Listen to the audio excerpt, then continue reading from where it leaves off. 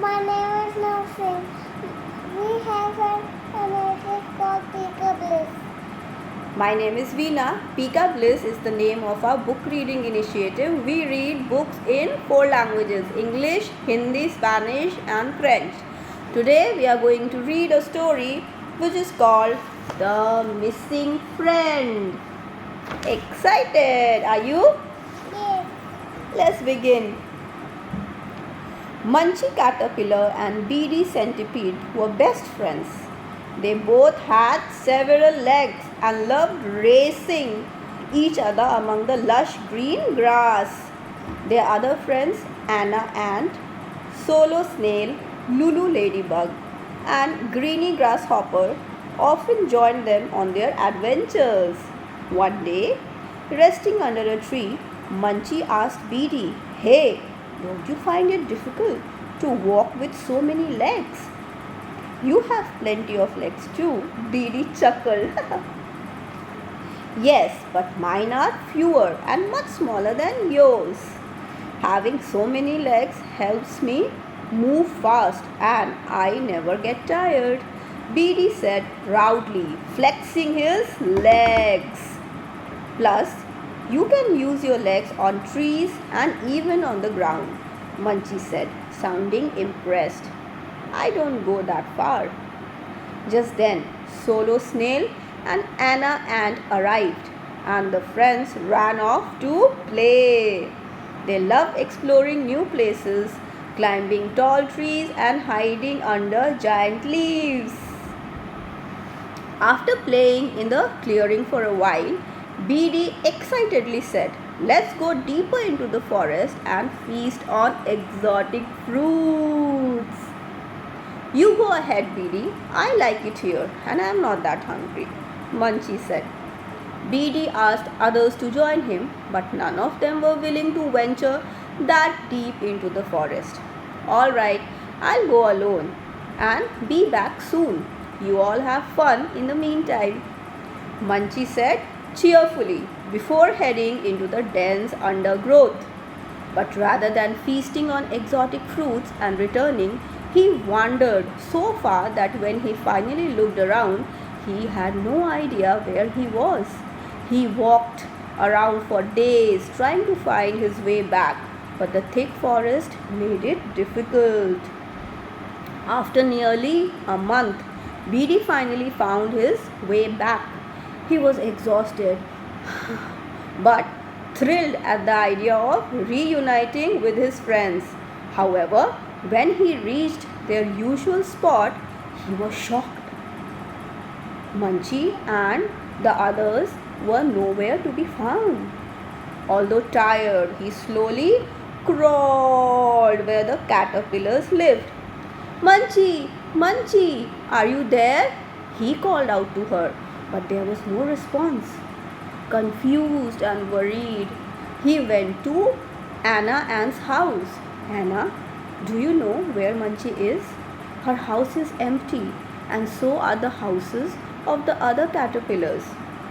I haven't seen her in a while. Maybe she has gone somewhere for the summer holidays with them." "But where were you all this time?" Anna asked. "I lost my way in the deep forest," Beady sighed and narrated his experience to her. "We had almost lost hope that you would return," Anna said, bringing him some tea in a small leaf cup. After having tea, Beady rushed to meet Solo Snail. "Solo, do you know where Munchie and other caterpillars went?" Munchie asked, panting like that. "I have no idea, Beady. I was unwell and haven't been out to play. Maybe they moved homes and found another playing spot," Solo said, munching a leaf. Feeling uneasy, Munchie searched for answers from Lulu and Greenie as well, but they too had no idea where Munchie had gone. Beady searched tirelessly, but there was no sign of his best friend.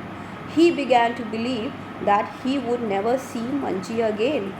Then, one afternoon, As he was resting under a hibiscus bush, Beady suddenly heard a familiar voice calling out to him. Beady! Beady!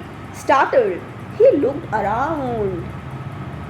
The voice sounded just like Munchie's, but he couldn't see any caterpillar nearby.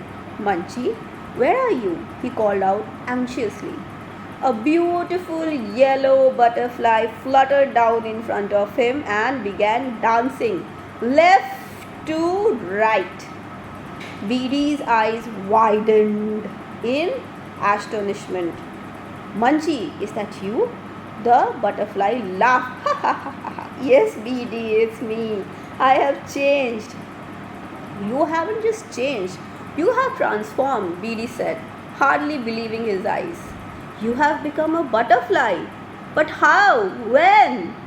Munchie Butterfly smiled and said, It happened when you were in the forest. I locked myself up inside my chrysalis home and became a pupa first. Then, when the time was right, I emerged as a butterfly. Beady sighed in relief. So that's why you disappeared.